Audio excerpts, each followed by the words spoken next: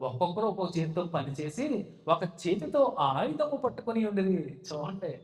ఒక చేత్తో పని చేస్తూనే ఒక చేత్తో ఆయుధం పట్టుకున్నారంట. చూడండి ఎంత అంటే ప్రాకారం కడతాక వాళ్ళకున్నటువంటి డెడికేషన్ చూడండి.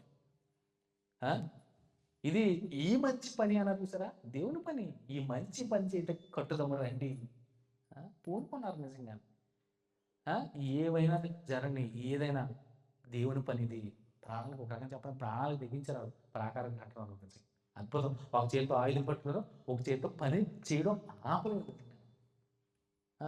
మనమా ఈ రోజుల్లో ఏమన్నా చిన్నది ఏమన్నా గొడవ వచ్చిందంటే ఎక్కడెక్కడో వదిలేసి వెళ్ళిపోతాం. అవునా? ఎక్కడెక్కడో వదిలేసి వెళ్ళిపోతాం. దేవుని పని లేదు, ఏం లేదు. గొడవ అంతే గొడవే కావాలి ఇంక మనకి. గొడవ వచ్చిందంటే అంతే. ఎక్కడెక్కడ వదిలేసి నాకు సంబంధం లేదు. ఆ! చూడండి.